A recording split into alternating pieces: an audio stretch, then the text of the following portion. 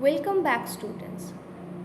In our first video, we have discussed about the basic of mass communication, what is mass media, and that chapter was Introduction to Mass Media. Okay, that is the first chapter of our Unit 1.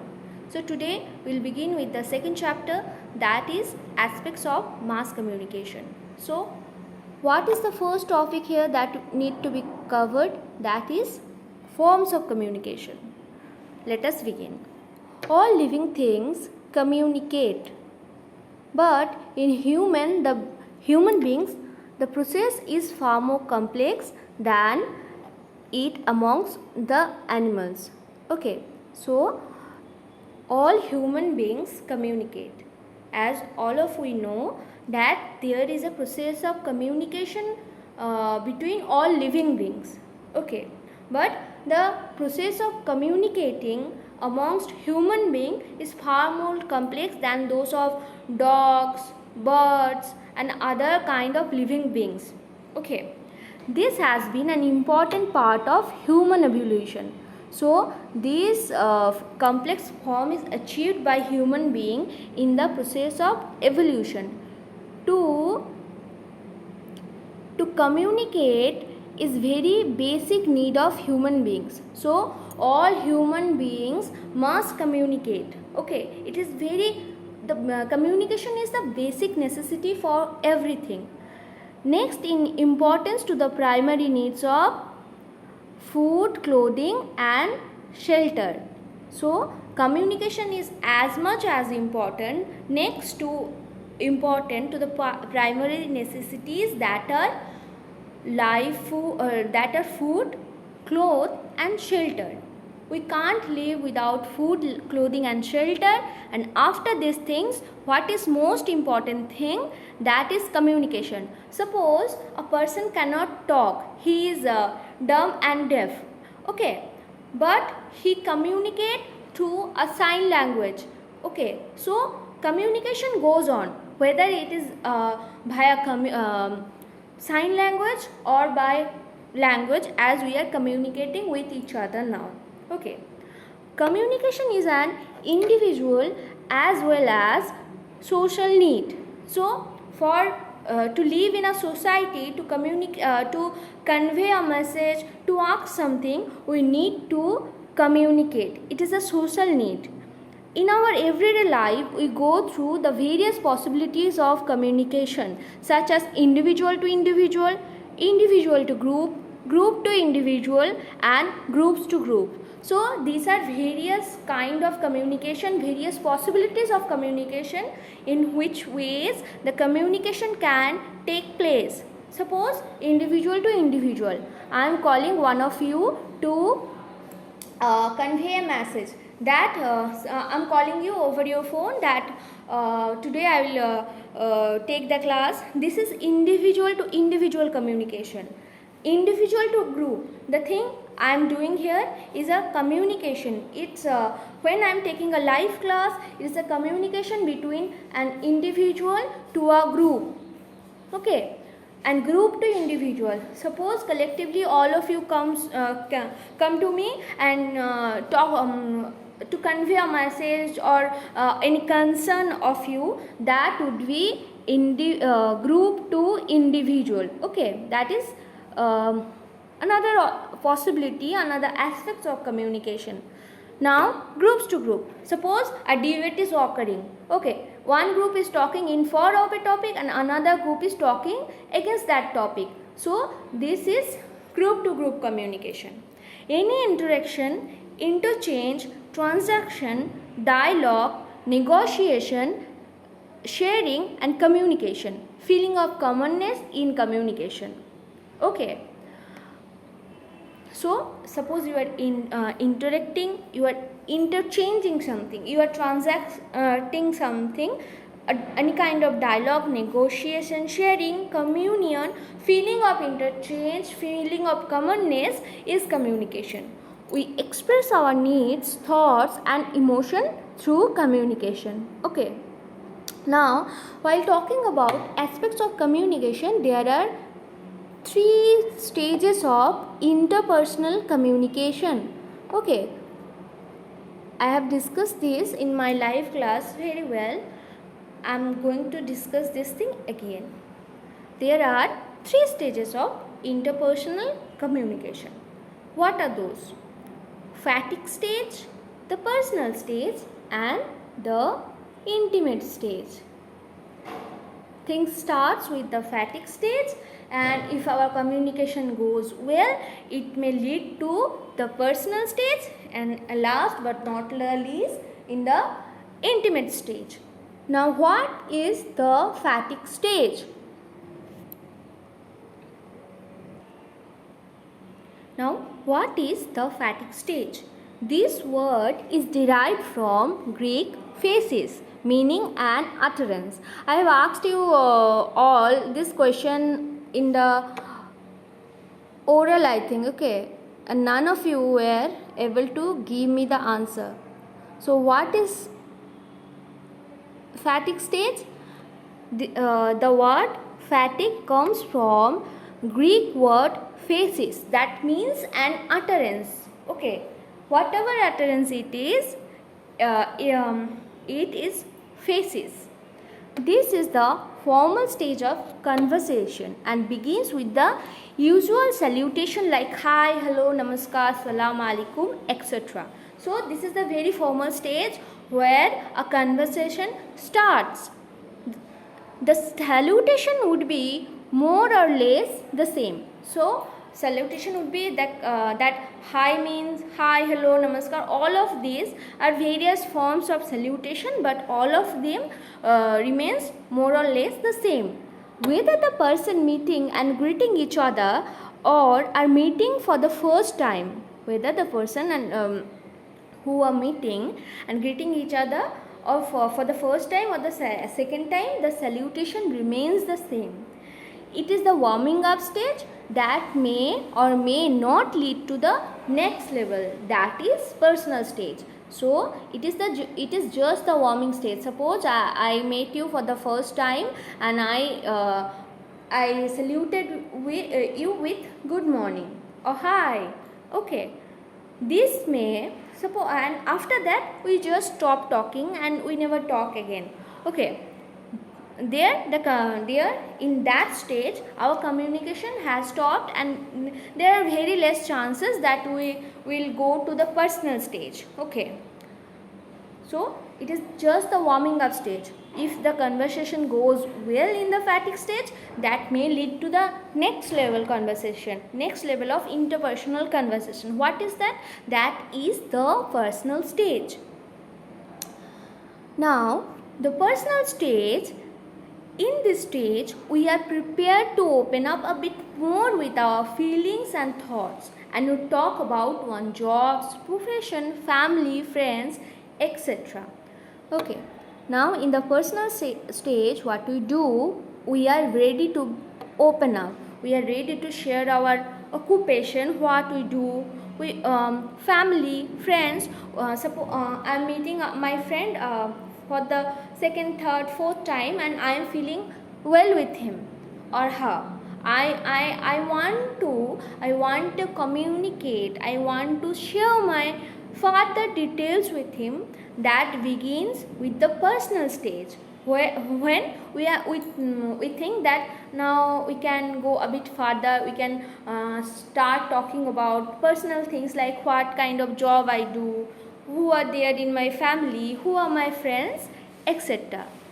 Reciprocal response is expected during this conversation. Okay, so you can expect a reciprocal response in this personal stage, like what I told you about me. So in this stage we are getting more personal and we talk about that, do you remember that what I told you about that thing? This is the thing. But hey, I would like to know more about you similarly. So this is the reciprocal response where I am saying that I have told this thing about me to you. Similarly, I want to know the exactly same thing about you similarly. Okay, so The first stage of the interpersonal communication was the fatigue stage. The second stage is the personal stage. Fatigue stage is just the warming up stage where our conversation starts, and in the personal stage what happens, we are prepared to open up a bit. We talk about our feelings, we talk about our job, profession, feelings and thoughts. Okay, but this still now the feelings are not that personal, not that intimate. Okay, we just talk about family, friends, the things are going in my life, in our life, but in this stage we don't go beyond this. If the things goes well in the personal stage, that may take us to the next level of conversation. What is that? That is the intimate stage. This stage also means that we are willing to go beyond the formal stage with a new acquaintance. So this stage also means that in the formal stage, the person I met, I want to go beyond this personal communication with that person. Okay, now there comes the intimate stage. Suppose you met a new person, and the conversation started with hi, hello, how are you. Now you want to go beyond that. Then you enter the personal stage. In personal stage, what you are doing? You are talking about your job, family, this kind of things. Now, if the things goes well in this personal stage, this lead to the intimate stage. What is that now? The intimate stage, it is reserved for friends and relatives. When I am considering a person my friend, only then I am going to this stage of interpersonal communication. So it is reserved for friends and relatives and whom we trust. Friends and relatives and whom we trust. Okay. And look to for listening, sharing our personal feelings. Degree of intimacy depends upon the closeness of the relationship. Here also, what kind of talk we are going to share, what kind of feelings we are going to share completely depends upon the intimacy of that relationship.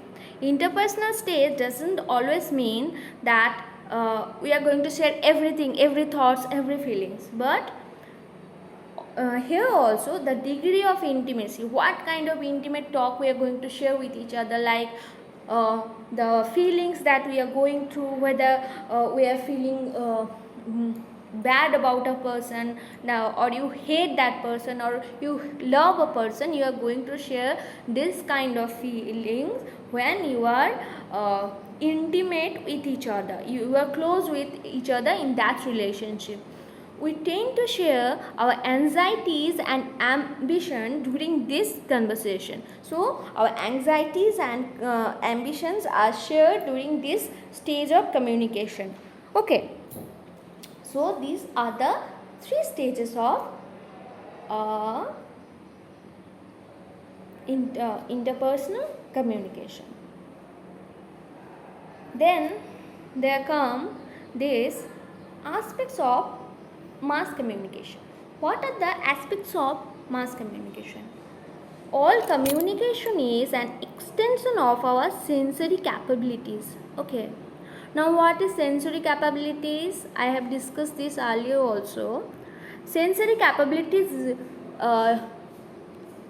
indicate towards our brain's capability to receive a message and our ability to transform that message into a communication. Okay. Now according to this, that all communication is the extension of our sensory capabilities. Okay. Now circa 1919 AD, the eminent Marathi historian Itihasacharya Vishwanath Kashinan Rajwade produced a great essay entitled The Evolution of means of human thought and expression. Okay, now this renowned person, this historian, has produced a great essay in circa 1980. Okay, this essay gives a very interesting insight. What is that? This essay develops a perspective that what is that perspective? That there are 40 forms of artistic communication developed by human race during the course of evolution. Okay, so there are 40 forms. How many forms? 40 forms of artistic communication developed by the human race during the course of evolution, and these forms have been derived from 4 natural abilities that human being possess, that is speech, gesture, the ability to draw, and the ability of making solid figures. Okay, so according to this essay by Itasacharya Vishwanath Kashinand Rajwade, the evolution of means of human thought and expression, he says he developed a perspective that there are 40 forms of artistic communication that is developed by human being during the course of evolution. Through evolution we have developed ourselves and we are able to develop these communication skills. And these forms derived from which place? It derived from our 4 natural abilities. What are those 4 natural abilities of human being? That is speech, gesture, the ability to draw, and the ability of making solid figures.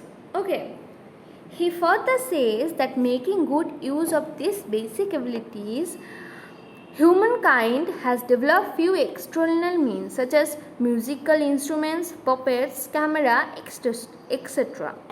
to extend the range of its own expressions. He has summarized the brilliant formulation as follows, that this is the tabloid that is here, that how human beings has developed from these basic natural abilities, external abilities also, that they can make musical instrument and play those. They have made puppets, camera, etc. Now this is the tabloid that follows as this. Now there comes, according to him, these 20 forms as tabulated above can function on both, okay, functional and realistic and fantastic planes, thus giving rise to the 40 forms of expression. Functional and realistic, so according to him, these 20 forms tabulated above can function on the both plane, thus giving rise to the 40 forms of human communication. It can be realistic and it can be fantastic or imaginary also. There are 2 important points that to be taken from this formulation. What are those? All forms of human communication have evolved over the centuries and they continue to evolve. So all forms of human communication has evolved over the centuries and they will be continue to evolve. Suppose you talk in a language that was not same 20 years back. There are so many new words, so many type of new kind of pronunciation, and the way we talk now will be changed in near future, not in near future but in the extended future. It will continue to evolve. Some many words will be introduced to the language, many will become obsolete, okay, and there is a close relationship between them. Why there is a close relationship between them? Because they evolve from the past and they will be evolving throughout centuries. Okay, so with that we conclude our second chapter. Okay, that's all for students. Bye.